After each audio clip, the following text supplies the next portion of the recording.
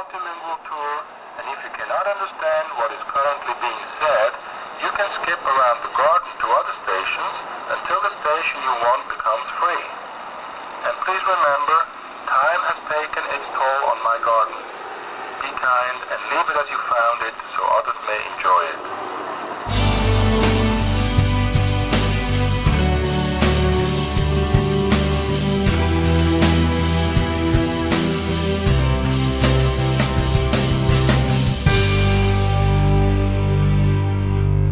Welcome to the Coral Castle. My name is Ed Leedskalnin. I created Coral Castle, excuse me. Quite a sight, isn't it? You should have been here in 36 when I moved it from Florida City. But wait, let me start at the beginning. In 1912, Cupid's arrow found its mark. My Agnes was 10 years younger than me, but I was so smitten by her charm, I failed to see the danger. The night before our wedding, she left me, claiming I was too old and too poor. In 1912, I arrived in New York alone and worked my way across North America as a logger, mason, and ranch hand. Finally, for health reasons, I moved to Florida City, 10 miles south of here. In 1923, I bought 1 acre of land for $12. Since I had no job at the time, I decided to use my skills as a mason and create a rock garden. With the memories of Agnes and my lost family still in my mind, I worked almost non-stop to make fixtures and furniture from the stone under my feet.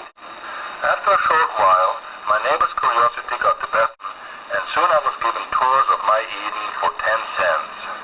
In 1936, I moved north to the location we are now at. The move was tiring. I borrowed a tractor and wagon from Bob Biggers, and in the darkness of night loaded my sculptures.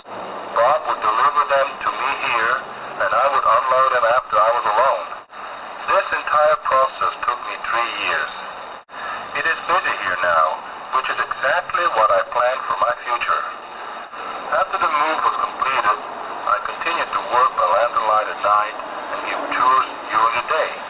Coral weighs 125 pounds per cubic foot, and people would look at me, all 5 feet and 100 pounds, and almost laugh. I hated it when asked how I moved and carved such pieces. Everyone knows, if you understand the principles of weight and balance, as were used in Egypt to build the pyramids, you can move the world.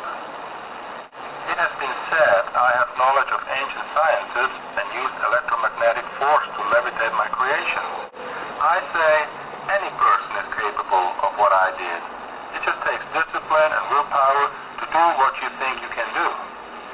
If you can close your eyes and see yourself where you want to be, your physical self will be there one day.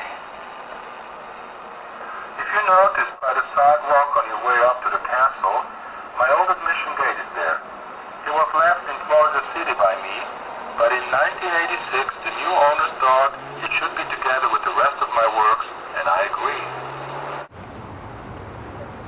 The sign on the gate reads, "Ring Bell."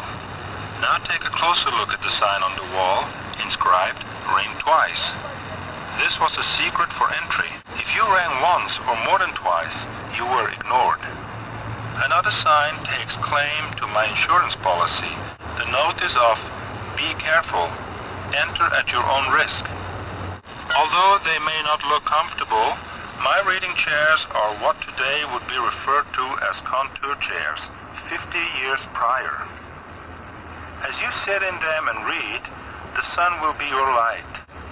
The chair on the right for your morning paper, at noon the center chair, and on your left, the evening chair for that after-dinner book. As we move forward, the Florida table becomes the center of attention. It is a visual replica of Florida's shape, with Lake Okeechobee often used as a finger bowl or bird bath. All 11 chairs rock and each weighs about 1,000 pounds apiece. A stargazer, I conceived the Polaris telescope to help me track the Earth's path around the Sun. That diagram is carved on the wall next to the pathway. If you line up the hole in the inner piece with the hole in the outer piece, The North Star will always be there. That outside piece is 25 feet tall and weighs 40,000 pounds. As noted, I completed it in 1940. I've always said, all the scientists should come to my place and learn the true course of our planet around the sun. Those calculations helped me create the only sundial of its kind. Its shape is the same as the Earth curve, only inside out. The most photographed area at Ed's place is the moon pond, carved from 3 pieces of coral. Each quarter moon weighs 18 tons and the center full moon weighs 23 tons. Notice the coral of the moon pond. See how it seems to be layered? Now look at the coral of the walls. See the difference? The moon pond, as the Florida table and other pieces in my rock garden, were carved in Florida City and moved here. A crowning glory to the now Coral Castle is the north wall beside the telescope. The centerpiece is the single largest stone in the garden, weighing in at 60,000 pounds. I placed a crown on top of it to honor it. Still believe it was brute strength that built this? Now, as you go along on tour, I challenge you to recognize those pieces and ask you, how would you move them?